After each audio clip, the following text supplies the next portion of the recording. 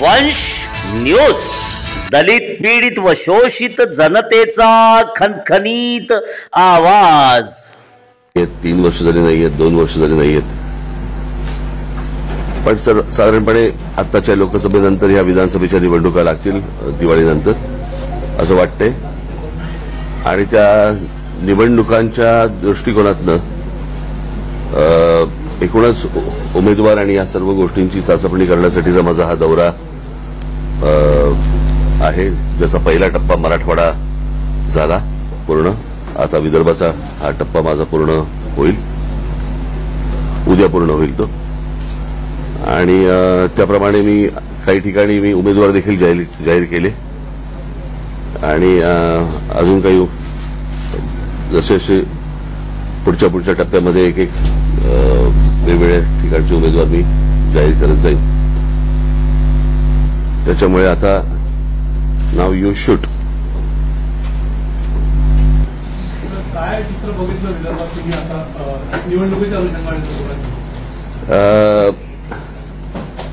खरं सांगायचं म्हणजे मी अशा प्रकारची महाराष्ट्राची परिस्थिती आजपर्यंत कधी पाहिली नव्हती। माझ्या गुढीपाडव्याच्या मेळाव्यामध्ये मी सांगितलं होतं की जशा अशा निवडणुका जवळ येतील तशा तशा युती असो, आघाडी असो, काही असो, आम्ही त्यात येत नाही, पण त्यांच्याकडे इतक्या हाणामाऱ्या सुरू होतील तिकीट वाटपावरनं की ते सगळे पक्ष बेजार होतील। त्याची एक झलक मला असं वाटतं आपण लोकसभेच्या वेळेला थोडीशी पाहिली सगळ्यांनी। पण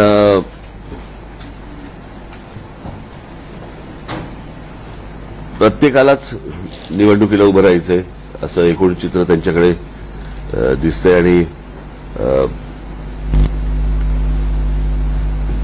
आमच्यासाठी म्हणाल तर वातावरण खूप पोषक आहे। गेल्या 5 वर्षामध्ये साधारणपणे महाराष्ट्रामध्ये ज्या प्रकारचा राजकीय खेळ झाला त्या सगळ्या गोष्टीला लोक कंटाळलेले आहेत। म्हणजे मी तुम्हाला थोडंसं अजून विस्तृत पद्धतीने मी तुम्हाला सांगतो। म्हणजे लोकसभेच्या निवडणुका झाल्या, या लोकसभेच्या निवडणुका झाल्यानंतर मला असं वाटतं इथे पत्रकार फार कमी दिसतात मला या साईडला, नाही आहेत पण मेन स्ट्रीम काय असतं म्हणजे फ्रीलान्सर आहेत।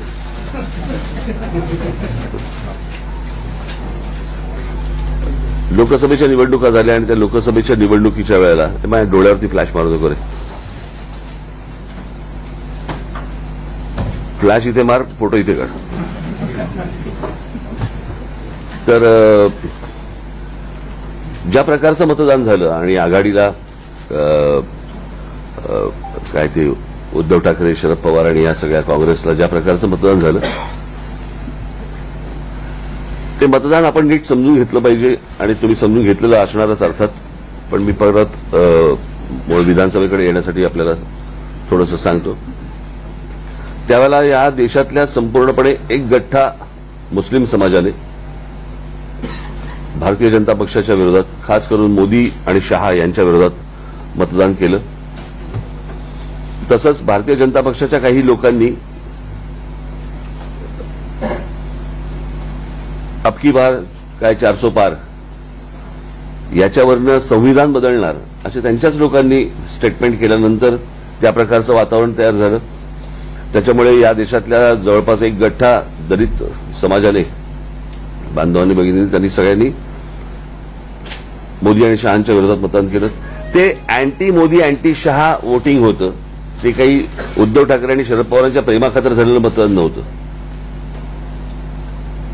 त्याच्यामुळे ती जी वाफ होती ती वाफ लोकसभेला निघाली।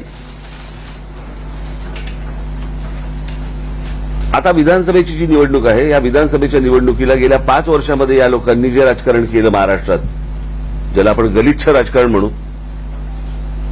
ते राजकारण लोक विसरलेले नाहीयेत, विसरणारही नाही। ज्याला आपण मतदारांशी प्रतारणा करणं म्हणतो आपण, ती प्रतारणा या महाराष्ट्रामध्ये झाली। आणि ज्या प्रकारचा चिखल महाराष्ट्रामध्ये झाला तो मला नाही वाटत यापूर्वी कधी गेल्या 50-60 वर्षामध्ये महाराष्ट्रातल्या मतदारांनी कधी बघितला असेल किंवा विचार केला असेल की आपल्या महाराष्ट्रामध्ये अशा प्रकारची गोष्ट होऊ शकते। आणि त्याच्यामुळे मतदार ही गोष्ट विसरलेली नाहीयेत आणि त्या गोष्टींचा राग ते येणाऱ्या विधानसभेच्या निवडणुकीला निश्चित काढतील. हे मला ज्या मी फिरतोय, ऐकतोय, बघतोय, वाचतोय या सगळ्या गोष्टीतनं मला जे दिसतंय ते मी तुमच्यासमोर मांडलं.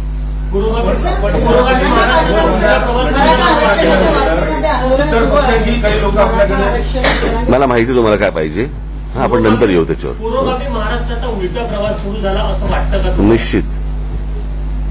कोणत्या घटनांमध्ये ती जास्त जातीयवाद. पहिली गोष्ट म्हणजे फोडाफोडीचं राजकारण, कळलं का? या सगळ्या गोष्टींना मी माझ्या जाहीर सभांमध्ये पण बोललो. या सगळ्या गोष्टींना कारणीभूत हे फक्त एकटे शरद पवार आहेत. कारण या शरद पवारांनी या गोष्टींची सुरुवात महाराष्ट्रामध्ये केली. म्हणजे जेव्हा पुलोस स्थापन झालं तेव्हापासून जर समजा आपण बघितलं तर तेव्हापासून म्हणजे 78ला पुलोस स्थापन होणं, 78ला सरकार येणं, बरोबर. त्याच्यानंतर ते 80ला गेले. पुन्हा आल्यानंतर त्यांनी 91ला शिवसेनेचे आमदार फोडले, छगन भुजबळ वगैरे. पुन्हा फोडाफोडीचं राजकारण केलं. त्याच्यानंतर परत मग मला असं वाटतं पुढचं कोण होतं, अनेक अशी लोक जे फोडत गेले. मग गणेश नाईक फोडले, मग नारायण राणे गेले. या सगळ्या गोष्टी, हे सगळं राजकारण शरद पवारांनी सुरू केलं महाराष्ट्रामध्ये. आणि त्याच्यानंतर जातीचं विष देखील त्यांनीच घालवलं.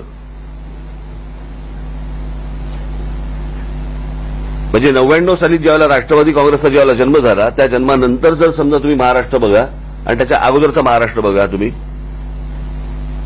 कधी महापुरुषांची विभागणी कधी जातींमध्ये झाली नव्हती.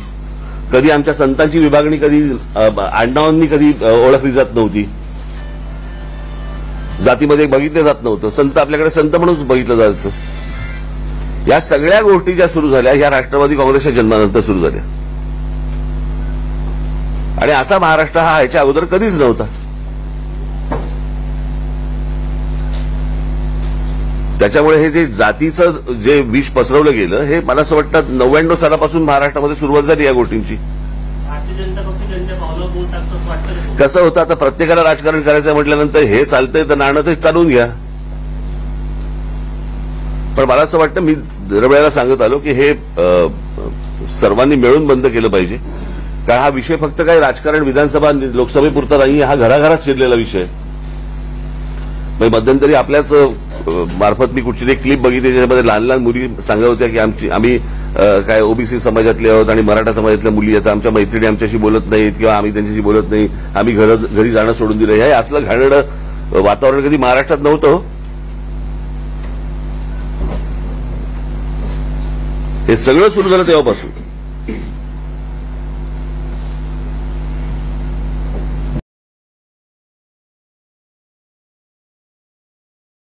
आमचा व्हिडिओ जास्तीत जास्त लाईक करा, शेअर करा आणि आमचे YouTube चॅनल सबस्क्राईब करा. धन्यवाद.